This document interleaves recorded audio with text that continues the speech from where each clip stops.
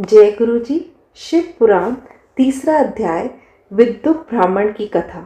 श्री सूत जी बोले, शौनक सुनो, मैं तुम्हारे सामने एक अन्य गोपनीय कथा का वर्णन करूंगा, क्योंकि तुम शिव भक्तों के अग्रण्य व वेद वेदाओं में श्रेष्ठ हो।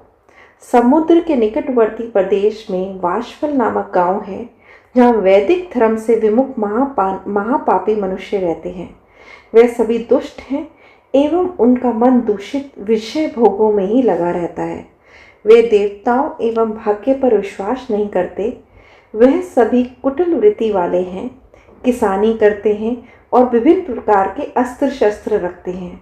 वे व्यभिचारी हैं। वह इस बात से पूर्णतः अनजान है कि ज्ञान, वैराग्य तथा सतधर्म ही मनुष्य के लिए परम पुरुषार्थ है। वे सभी पशु बुद्धि हैं। अन्य समुदाय के लोग भी उन्हीं की तरह बुरे विचार रखने वाले हैं, धर्म से विमुख हैं। वे नित्य कुकुर में लगे रहते हैं एवं सदा विषय भोगों में डूबे रहते हैं। वहाँ की स्त्रियां भी बुरे स्वभाव की हैं, स्वेच्छाचारिणी, पाप में डूबी, कुटिल सोच वाली और व्याभिचारिणी हैं। वे भी सद्व्यवहार तथा सदाचार से सर्वथा शून्य हैं। वहाँ सिर्फ दुष्टों का निवास है। वाशफल नामक गांव में विदुक नाम का एक ब्राह्मण रहता था। वह अधर्मी, दुरात्मा एवं महापापी था। उसकी स्त्री बहुत सुंदर थी। उसका नाम चंचला था। वह सदा उत्तम धर्म का पालन करती थी, परंतु विदुक वैश्यगामी था। इस तरह कुकुम करते हुए बहुत समय व्यतीत हो गया। उसकी स्त्री काम से पीड़ित होने पर भी स्वधर्म नाश के भय से कलेश सहकर भी काफी समय तक धर्म भ्रष्ट नहीं हुई, परंतु आगे चलकर वह भी अपने दुराचारी पति के आचरण से प्रभावित होकर दुराचारणी और अपने धर्म से विमुख हो गई। इस तरह दुराचार में डूबे हुए उन पति पत्नी का बहुत सा समय व्यर्थ हो गया।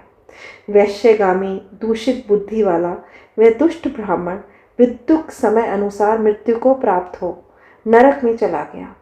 बहुत दिनों तक नरक के दुखों को भोगकर वह मूढ़ बुद्धि पापी विद्या पर्वत पर भयंकर पिशाच हुआ। इधर उस दुराचारी विद्युत के मर जाने पर वह चंचला नामक स्त्री बहुत समय तक अपने पुत्रों के साथ अपने घर में रहती रही।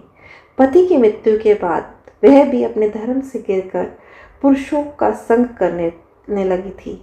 सत्यों विपत्तियों में भी अपने धर्म का पालन नहीं छोड़ती। ये तो तप है, तप कठिन होता है, लेकिन इसका फल मीठा होता है।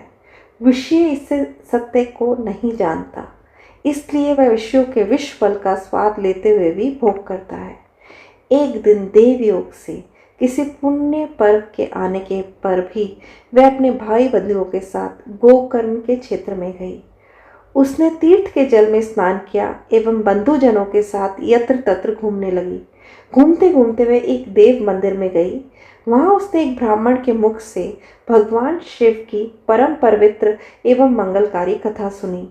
कथावाचक ब्राह्मण कह रहे थे कि जो स्त्रियां व्यभिचार करती हैं, वे मरने के बाद जब यमलोक जाती हैं, तब यमराज के दूत उन्हें तरह तरह से यंत्रणा देते हैं। वह उसके कामांगों को तृप्त लौह दंडों से दागते हैं, तप्त लोह के पुरुष से उनका ससन कराते हैं।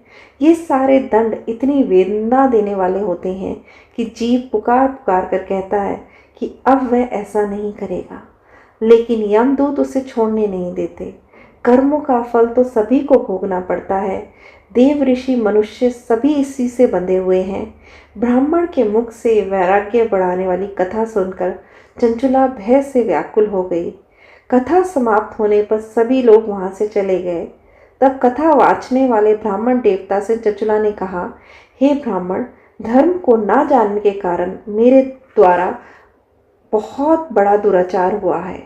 स्वामी, मेरे ऊपर कृपा करके मेरा उद्धार कीजिए। आपके प्रवचन को सुनकर मुझे इस मन संसार से वैराग्य हो गया है। मुझ मूढ़ चित्त वाली पापनी को धिक्कार है। मैं निंदा के योग्य हूँ। मैं बुरे विषयों में फंसकर अपने धर्म से विमुख हो गई थी। कौन मुझ जैसी कुमार्ग में मन लगाने वाली पापनी के साथ देगा? जब यमदूत मेरे गले में फंदा डालकर मुझे बांध कर ले जाएंगे और नरक में मेरे शरीर के टुकड़े टुकड़े करेंगे, तब मैं कैसे उन महायातनाओं को सहन कर पाऊंगी। मैं सब प्रकार से नष्ट हो गई हूँ, क्योंकि अभी तक मेरे हर तरह से पाप में डूबी हुई हूँ। हे ब्राह्मण, आप मेरे गुरु हैं, आप ही मेरे माता पिता हैं। मैं आपकी शरण में आई हूँ, मुझ अबला का आप ही उद्धार कीजिए। श्री सूत जी कहते हैं, शौनक, इस प्रकार विलाप करती हुई चंचला ब्राह्मण देवता के चरणों में गिर पड़ी। तब ब्राह्मण ने उसे कृपा पूर्वक उठाया। तीसरा अध्याय समाप्त। जय गुरु जी।